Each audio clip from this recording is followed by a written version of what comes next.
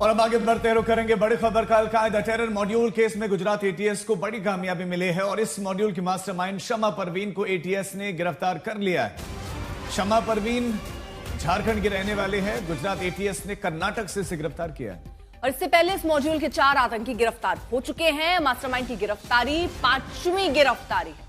Al Qaeda terror module की mastermind फिलहाल गिरफ्तार हुई है। अब किस तरह से पूरा मॉड्यूल चल रहा था, अब जांच उसको लेकर भी शमा परवीन नाम की मास्टरमाइंड गिरफ्तार हुई और इसी के साथ ये 5वीं गिरफ्तारी।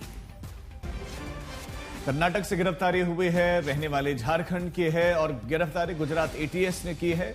सक्रिय थी एटीएस, ढूंढा जा रहा था शमा परवीन को। अब इससे पूछताछ की जाएगी कि इस मॉड्यूल के लिए कैसे काम कर रही थी, क्योंकि मास्टरमाइंड बताई जा रही है। कितने लोगों का ब्रेन वॉश किया, क्या कुछ इनकी प्लानिंग थी, सारी जानकारियां। तो ये इसके बारे में कई सारी जानकारियां सामने आई है और इससे पूछताछ होगी। और शमा परवीन जो कि अल-कायदा की एक आतंकी बताई जा रही है। तो गुजरात एटीएस का ये एक्शन हुआ। अरविंद हमारे सहयोगी इस वक्त जुड़ चुके और जानकारी के साथ। अरविंद, इसकी कितनी भूमिका थी और कैसे चल रहा था ये पूरा मॉड्यूल?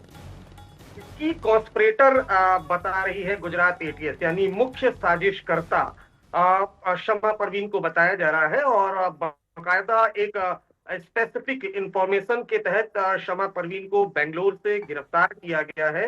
ये मूलतः झारखंड की रहने वाली है और जो सूत्र है वो बता रहे हैं कि हाईली रेडिकलाइज्ड है। शमा परवीन बेहद कट्टर है और बीते दिनों कुछ दिन पहले ही नोएडा से 1, दिल्ली से 1 और गुजरात से 2, कुल मिलाकर 4 अल-कायदा इंडिया सब कॉन्टिनेंट के आतंकियों को गिरफ्तार किया गया था। उन से पूछताछ में शमा परवीन का नाम सामने आया, जिसके बाद इसे गिरफ्तार किया गया। जो चारों आतंकी थे उनको लीड शमा परवीन कर रही थी। उनको अब उनका ब्रेन वॉश करना, कैसे आतंकवादी गतिविधियों को अंजाम देना है, ये सब कुछ शमा परवीन ही कर रही थी। ये जब चौंकाने वाली जानकारी गुजरात एटीएस को मिली तो गुजरात एटीएस की टीम बेंगलोर पहुंची और शमा परवीन को गिरफ्तार किया गया। इसका इलेक्ट्रॉनिक डिवाइस सीज किया गुजरात एटीएस ने, जिससे इसके पाकिस्तान में कांटेक्ट होने की जानकारी मिली। यानी पाकिस्तान के कुछ आतंकी संगठनों से इसके कनेक्शन की जानकारी मिली है। गुजरात एटीएस इसका लगातार जो इलेक्ट्रॉनिक डिवाइस है, मोबाइल फोन, वो खंगाल रही है। लेकिन अगर बात की जाए तो अल-कायदा इंडिया सब कॉन्टिनेंट के जो 5 गिरफ्तार हुए हैं उनको लीड शमा परवीन ही कर रही थी। ठीक है, ब्रजेश भी हमारे संवाददाता हमारे साथ जुड़े हुए। ब्रजेश, बहुत बड़ी कामयाबी है। शमा परवीन का बैकग्राउंड, इसकी क्वालिफिकेशन क्या है, कितने सालों से जुड़ी थी, कितने लोगों को अब तक ये रेडिकलाइज इसने किया था, क्या कुछ जानकारी मिल पाई है? देखिए, शमा सिर्फ 30 साल की है और ये जो है, जिस तरह से अरविंद ने भी बताया कि ये मूलतः झारखंड की रहने वाली है और कर्नाटक से इसको गिरफ्तार किया गया। ये दिल्ली के जो आतंकी जो पकड़ा गया था मोहम्मद कैफ, उसके साथ संपर्क में थी और उसी के वजह से जो है बाकी दिनों को साथ संपर्क में आई थी।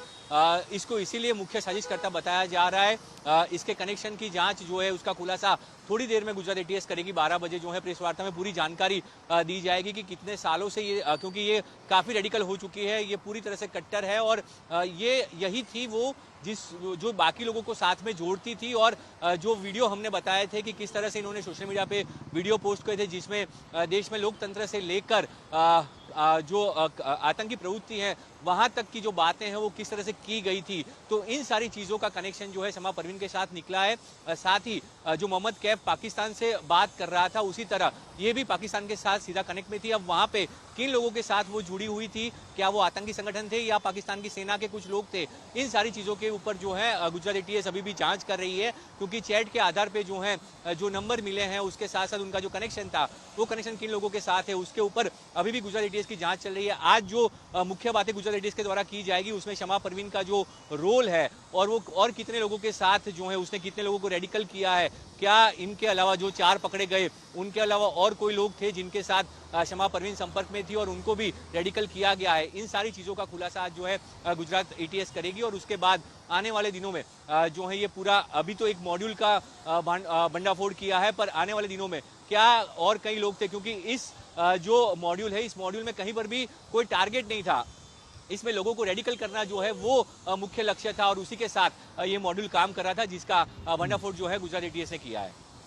ब्रजेश, जरा ये भी बताइए, क्योंकि ये जो महिला है इसके बारे में, क्योंकि अकेले ये तो झारखंड की है और पाकिस्तान से कनेक्शन है, यानी पाकिस्तान से बातचीत की खबरें अभी फिलहाल जो प्राथमिक तौर पर जानकारी मिल रही है, लेकिन ये संपर्क में उनके कैसे आई? तो क्या कोई और भी ऐसा शख्स हो सकता है जिसने इन सबको पाकिस्तान में बैठे लोगों से संपर्क में लाए और पूरा मॉड्यूल तब चल पाया है? बिल्कुल, देखिए जो गुजरात एटीएस के सूत्र है उन्होंने पिछली बार भी जब हमने उनसे बात की तब बताया था, हमने पूछा था कि ये 4 जो आतंकी एक दूसरे के कांटेक्ट में आए तो उनका भी कोई मुखिया होगा, तो उस मुखिया तक पहुंचने में एटीएस को 4 दिन लगे हैं और वो मुखिया जो है अब वो पकड़ी गई है। अब ये किसके साथ संपर्क में थी, इनको कौन हैंडल कर रहा था, क्या इंडिया से ही, भारत से ही जो है कोई इसको सूचनाएं देता था या फिर सीधा ये पाकिस्तान से संपर्क करती थी, इन सारी बातों का खुलासा जो है थोड़ी देर में होगा। अभी जो है गुजरात एटीएस को इनके पास से, शमा परवीन के पास से जो जानकारी मिली, उसके डिजिटल डिवाइस जो थे वहां से उनको जानकारी मिली और ये किस तरह सोशल मीडिया में भ्रामक पोस्ट करती थी और साथ ही किस तरह से लोगों को रेडिकल करती थी, ये सारी जानकारी के आधार पर इसको अरेस्ट किया गया है। अब उसका रिमांड लेकर उनसे पूछताछ की जाएगी। जिस तरह से चारों आतंकी जो पकड़े गए थे पिछले सप्ताह, उनकी 15 दिन की रिमांड पुलिस ने ली थी और उनके पूछताछ करने पर इन तक पहुंचे। तो अब इनसे जब पूछताछ करेगी शमा परवीन से, तो उसके बाद जो अगली कड़ी होगी वहां तक जानकारी जो मिल पाएगी कि क्या वो कड़ी भारत में ही है या फिर वो पाकिस्तान में बैठी है, उन सारी चीजों का पर्दाफाश जब इससे पूछताछ होगी शमा परवीन से। बिल्कुल, और आप बता रहे हैं कि 12 बजे एक प्रेस कॉन्फ्रेंस भी होने वाली है, उसमें कुछ इंपॉर्टेंट जानकारियां भी होंगी। अरविंद भी हमारे संवाददाता लगातार हमारे साथ है। अरविंद, कितने स्टेट्स में, कितने प्रदेशों में ये मॉड्यूल एक्टिव था, क्योंकि ये रहने वाले झारखंड के, कर्नाटक में पकड़े गए, गुजरात एटीएस ने पकड़ा है? ये 4 राज्यों में ये जो मॉड्यूल है वो फैला हुआ था। नोएडा में एक शख्स गिरफ्तार हुआ जो लगातार मोबाइल फोन पर ही लगा रहता था।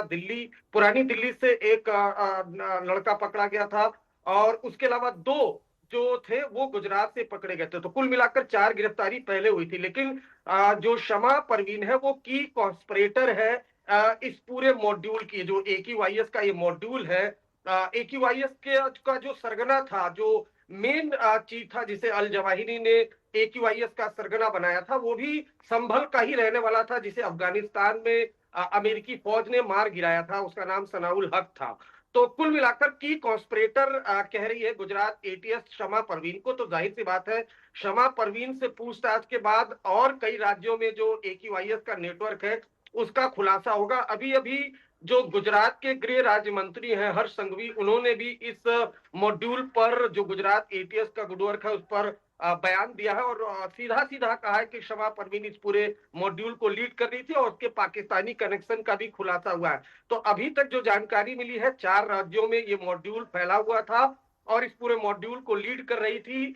जो चारों आतंकी गिरफ्तार हुए थे उनको, उनका ब्रेन वॉश करना, एक दूसरे से कनेक्ट कराना, वो शमा परवीन ही कर रही थी। तो एक बड़ी कामयाबी से कह सकते हैं। और शमा परवीन के जैसे इलेक्ट्रॉनिक डिवाइस से पाकिस्तानी कनेक्शन का खुलासा हुआ है, तो शमा परवीन से और पूछताछ के बाद बड़ी गिरफ्तारियां हो सकती हैं। चलिए, बहुत बहुत शुक्रिया अरविंद आपका और ब्रजेश आपका भी तमाम जानकारी के लिए।